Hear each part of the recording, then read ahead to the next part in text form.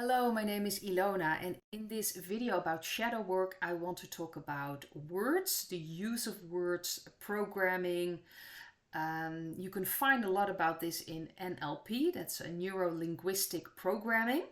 Very interesting. I've read a lot about this, and you can find a lot of things online.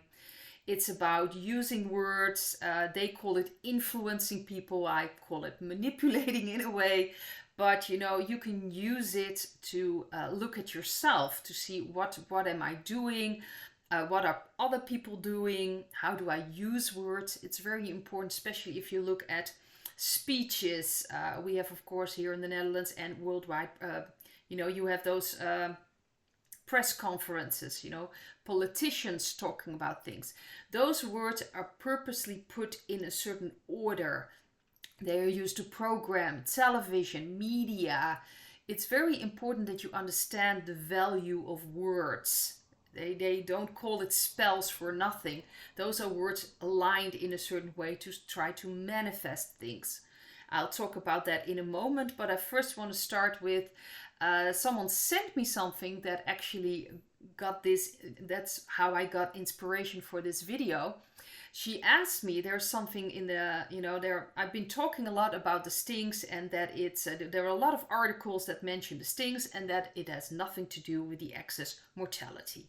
They really try to put that out there here in the Netherlands and of course worldwide, and a lot of media. And I also always saw this as the dark energy that tries to cover up. But she actually sent me this like theory of her. She's like, maybe it is actually a white hat operation, and they purposely are putting stings and excess mortality together, using it as a way to program.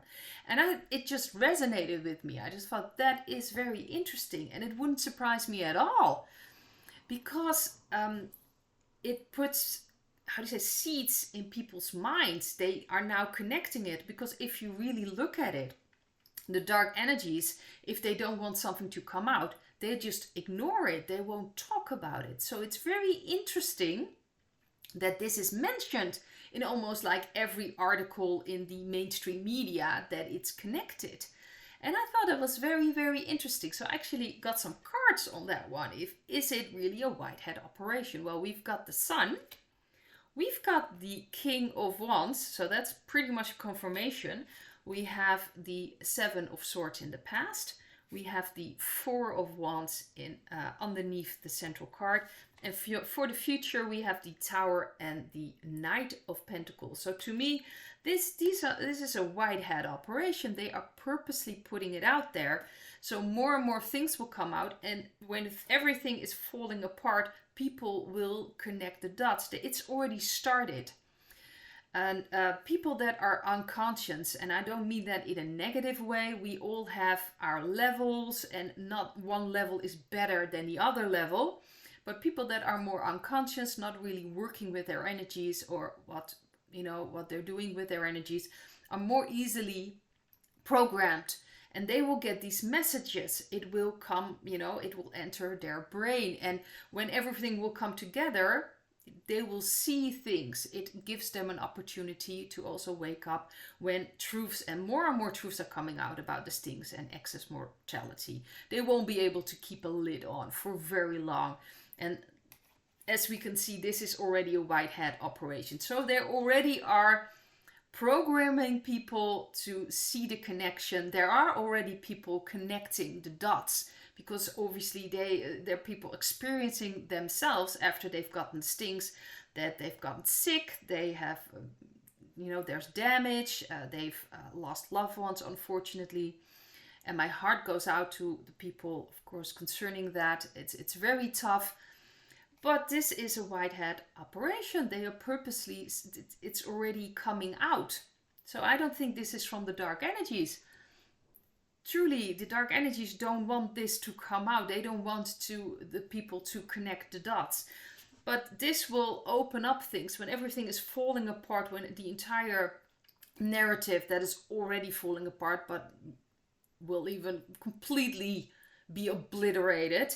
This is the rollout. This is part of the white hat plan. It's really making people aware of it. So the more people talking about this or seeing this in articles, the more people will start connecting the dots. This is very, very interesting. And also we had a Dutch program yesterday, Ongehoord Nederland it's called, and it's back again. There was a recess and they were talking about excess mortality, and you can see they're leaning towards it has to do most likely with the stings, especially with the people they invited there to talk about that. They had a statista, someone who works with as I can't come up with this, but it's working with all these numbers in probably will pop up later on in I have the statistieken. I've got the Dutch word and I just can't come up with the English word right now. It doesn't matter. I'm sure you understand what I'm talking about. So he has all these numbers he follows. And the interesting thing is, even though you can really see where they're leaning towards, they also show the other side. They played like the devil's advocate. And I think that's very important. That's also part of programming. So they not only showed people that are like, yeah, this has to do with the stings and the excess mortality, but they also showed someone as a doctor in America saying that there is no connection whatsoever. So they actually, the people presenting the program were asking the people who were invited there, especially the man that is talking about all these numbers, and that he came to the conclusion there is a connection. And she was asking him like, where does this doctor get his IDs from then? Why is there such a difference?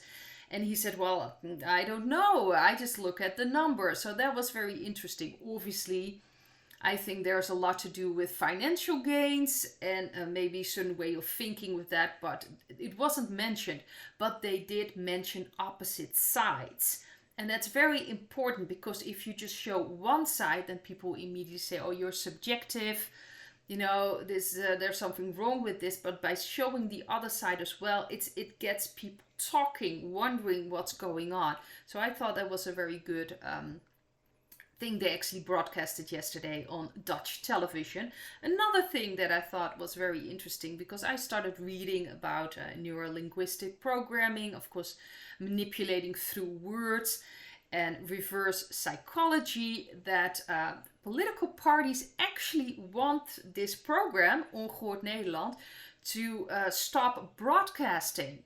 Probably because they're saying too much truth. But the interesting thing is, I believe, well, at least when I'm looking at, the other thing, I thought it was the dark energies about the stings and the excess mortality, and that it's not connected. It's very likely that that is a white hat action as well, because now people are becoming curious, especially they're saying, don't watch it, don't look at it, we need to get rid of it. But it just makes it interesting, more interesting for people. A lot of people maybe have never heard of it and are like, what is this program about? Maybe I should take a look, because that's reverse psychology. If you tell someone you shouldn't do that, you shouldn't, stay away, people are going to get more interested in it. So it's very likely that's a white hat action as well. It's very interesting to see. But words are very important, and you have to just look at your own words. What are you saying? What are you saying to you? How are you treating yourself? How do you speak about other people? It's very insightful what you say about yourself, because that is how you program yourself.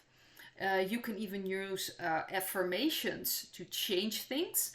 Personally, I've used it in the past, but I was very stuck in my head. So to me now, the emphasis is on feeling things, feeling through my emotions and energies that are still with me. So there's a balance between my head and my heart. I think that's very important for me. But our affirmations can be used in a very productive way, changing things. You can even use it for shadow work. Just see what you want to manifest, what you want to be true. So it's a part of the law of attraction as well. So just put down what you want to have differently and make it like it is already happened. Like if you want a big house, say I have a big house, I have this. you can use it on all kinds of things, like I have spiritually grown, I am in my strength, or I am very, you can use whatever you want. And then you can see if it feels right to you. It's a way to see if there's anything inside of you, because your body will respond to that. If you write that down and you look at it and you connect with it, and you feel like, oh, this doesn't fit, then obviously that's a way in to work through some energy that's blocking what you truly want. But you can use it by saying things that are true, that you want to be true. They're true now. So very important. So don't say something like, well, in the future I'm going to have this, then it will remain in the future. Very important to use words in a very immediate way, like it's happening now, it has already happened. I am living in the place I want to live. I am feeling very comfortable in my body. You can use whatever you want. So it is a very good way to do shadow work as well. Of course, look at sometimes you don't even notice what you're saying, but I use it in my readings, my consultations as well. I listen to what someone say, and they can say very interesting things, which says a lot about them. They can use words or certain expressions that is usually a way in to really see what's going on, what is really the most important thing right now for them to know or to find out. So it's a very interesting way of also listening to the communication. What is someone saying? You can really filter out a lot and really find out a lot about people, what they're saying, because it is an expression of themselves. Like what I'm saying obviously is an expression of me as well. So it's very interesting, and I think people should be aware of what they're saying, how they deal with themselves, because there is especially in the past I was very negative about myself. I was really burning myself to the ground, so to speak. So really watch out with that. What do you say to yourself? Really be kind to yourself, because the more more respectful you are towards yourself, of course you will see that in the world around you. I also wanted to talk about an article about manipulation techniques. It is a Dutch article, so I'm just going to pick out a few things that I think are very important. To be very honest, I've talked about this before, a few things about manipulation, how many people can manipulate you, but I do think that this is important to, be repeated and just see for yourself in certain relationship, in family relationships, maybe even with colleagues. Just see what you recognize, because that's a way of make yourself stronger again. If you can see through the manipulation, you can make a choice if you still want to be manipulated or not. And you can also look behind what's going on. There are a few manipulation techniques. Make someone feel guilty. And I thought it was very interesting. They actually mention in this article that people that make you feel guilty actually believe they have the right to judge your behavior. And that's very interesting. So they are the ones to decide whether you do something good or not, and what you should change, and make you feel guilty that it's up to you. It's your fault that you did this, especially in family relationships. This can be an issue. You should be grateful. You should be thankful for what we've done. And it's all about guilt tripping. And then you'll be doing something you don't really want to do. So watch out with that. If you do have guilt, a lot of guilt, it's time to really feel that guilt and work through it with shadow works, and just feeling it so you can transform it. And you can make true decisions of what is right for your energy. So guilt tripping is a very difficult manipulation technique. It's a very effective one, making you feel insecure. So people can give negative criticism about what you say, what you do. They can even make fun of you and try to confuse you that way. So you're very insecure. So they ultimately will be the ones telling you what you should do, what's the best way. So they make you dependent on them. So they will have full control. You really have to watch out with those things as well. So if someone feels like insecure, maybe you don't even notice it, but Usually you will know that there's something off in a certain relationship, and you may not pinpoint it right away, but especially if someone puts themselves above you. So especially, I've mentioned this before, you have people with using spirituality, like, oh, you need to first work through this and you need to really work through that, but they never mention what they are working through. It's only what you have to work through. So they never look at their share. And when you do say something, well, this doesn't sit right with me, oh, that is up to, yeah, that's your problem, you need to work through things. They never have to work through anything, apparently. Watch out for that as well, especially when people just place themselves above you. And, we all are in a process, and it's very important that we all just acknowledge that. And we are all working through towards spiritual growth, and we all have our stages in that. And I think that's very important. So if people are not open about that, not open about their own journey, and claim that they already had that journey and they're done journeying, which is very interesting, I suggest you stay away from those people. Another one is playing the victim. Very important one. People that play the victim, I have mentioned this before, but it's important, especially in family relationships. You can really have people, or even colleagues or just friends, that always play the victim. They will always feel like nothing is going right. They always need attention. You always need to, work around them. Because of their position or the situation, they are not capable of doing anything, and it's their way of getting attention, of controlling people. So especially with victims, make sure that you really stand your ground, because that can really suck the energy out of you. It's draining. So we have victims, and also a very good thing they actually mentioned is people can also give you these compliments. Watch out for that as well. There's nothing wrong, people want to compliment you or thank you for something, but if they immediately start asking you something again, like, oh, you did such a great job for that, oh, I'm so thankful and grateful, oh, by the way, can you... It's kind of watch out, because then they're using flattery to really, bring you in a good mood, so you don't dare to say no against their request. So that's a bit of sneaky, but these are all can be very sneaky manipulation techniques. Then we also have people that are always creating conflicts.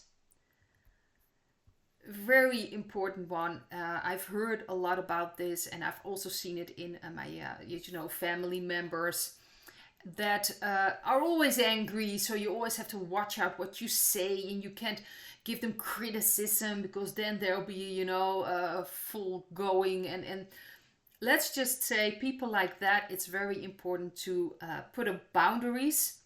See what is been attracting, what's going on, why do you have this person in your life.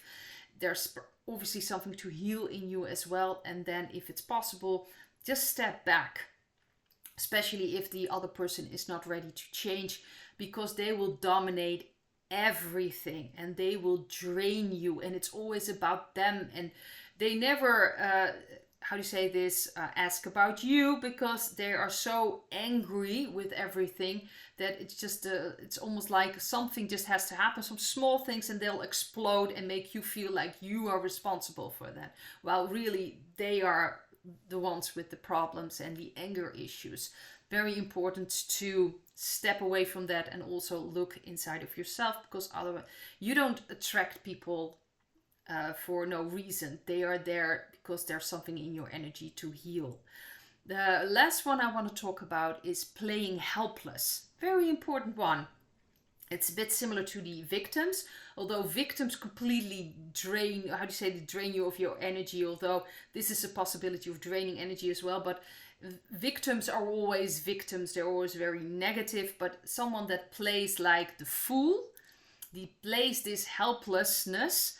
It doesn't always have to be in a victim. They can be very productive on other terrains, but certain things they just don't want to do. So they just play that they don't know what they're doing, they don't know how to work the computer, they don't know how to do washing. And if they do washing, they'll throw in like a red sock, get everything pink.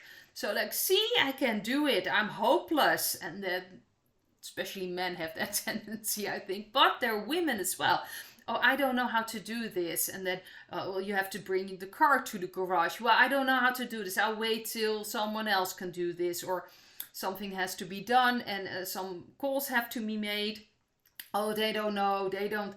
Oh, I don't know how to do this. Can somebody help me with this? And that can be very exhausting as well. And it's a way of manipulating, because I've seen it even in, in my environment, that if someone's always been helpless, suddenly by themselves are perfectly capable of doing everything they always claimed they couldn't do. So, just people are a lot stronger than they sometimes like to pretend. They just don't want to do it. They are whatever. They don't want to take the responsibility, or really they're just lazy, or whatever the excuse is. They just don't want to take the responsibility. They just don't want to do it. So they just play like they have no idea what they're doing. And it can be very annoying, to be very honest. So these are like manipulation things that are still happening. Pay attention to it. Also pay attention to when it's happening to you. Maybe you sometimes even use those techniques yourself. It's very important if we want to grow, if we really want to wake up, start using our powers, because we are immensely powerful, that we really take back that power, that we really understand who we are and where we stand. One other thing, I got a question, I'm not sure what to do for shadow work. How do I know what to do for shadow work? Well, look at your life. If your life is exactly the way you want it to be, then obviously you don't have to do a lot of shadow work. But if there are things not working out, if there are things just don't feel right, then it's time to look at it.